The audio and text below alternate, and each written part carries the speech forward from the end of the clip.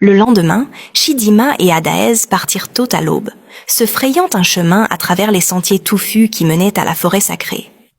Après plusieurs heures de marche, elles arrivèrent devant la case du féticheur. L'air y était lourd, chargé d'une odeur âcre de feuilles brûlées et d'herbes noires. Le vieil homme, enveloppé de pagne rouge et assis dans un cercle de symboles mystérieux, les attendait. Il écouta patiemment les supplications de Chidima. Lorsqu'elle a eu fini, il lui tendit un petit flacon contenant un liquide rouge épais, presque noir à la lumière. « Ce que tu demandes n'est pas anodin, » dit-il d'une voix grave. « Pour que ton fils monte, les autres doivent tomber. Ce flacon porte en lui le pouvoir que tu cherches. Pendant 7 nuits, à minuit, tiens-le dans ta main et répète les paroles que je vais te transmettre. Mais écoute-moi bien, Chidima. Ce liquide ne doit jamais toucher l'eau. S'il entre en contact avec l'eau, la malédiction se retournera contre toi. Et tu connaîtras une souffrance que ton esprit ne peut même pas concevoir. » Chidima acquiesça, ses mains tremblantes recevant le flacon comme un trésor maudit. De retour chez elle, le cœur battant, elle chercha où cacher le flacon jusqu'à minuit.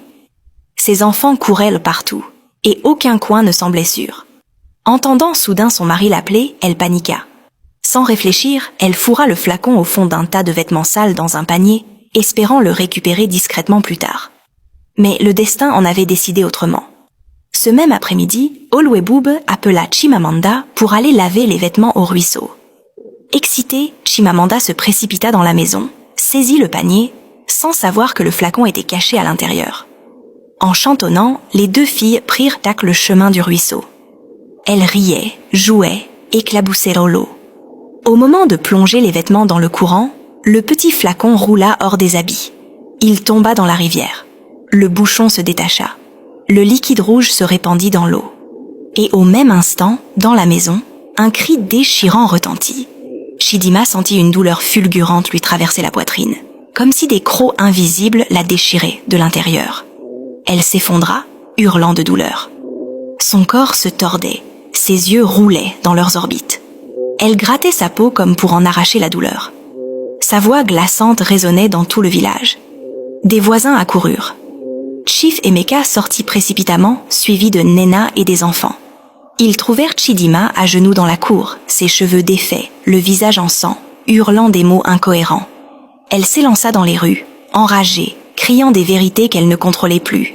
« Je voulais qu'il meure, je voulais que mon fils hérite, je voulais... » La foule, d'abord figée d'horreur, la poursuivit jusqu'à la place du village. Là, devant tout le monde, Chidima s'effondra, hurlant sa confession. Le silence s'abattit. Chief Emeka, anéanti, resta figé, incapable de comprendre ce que sa femme était devenue. Les anciens du village la déclarèrent maudite. Depuis ce jour, Chidima erra, les vêtements en lambeaux, murmurant des mots à personne. Un avertissement vivant aux femmes consumées par l'envie.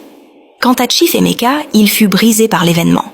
Mais Nena, fidèle à elle-même, prit les enfants de Chidima sous son aile. Elle les éleva avec bonté, refusant de leur faire porter le poids des fautes de leur mère. Cette histoire nous rappelle que l'envie et la cupidité sont comme un poison. Elles détruisent non seulement ceux qui les nourrissent, mais aussi ceux qu'ils prétendent aimer. Si cette histoire t'a bouleversé, like, partage, abonne-toi et écris en commentaire ce que tu aurais fait à la place de Nena.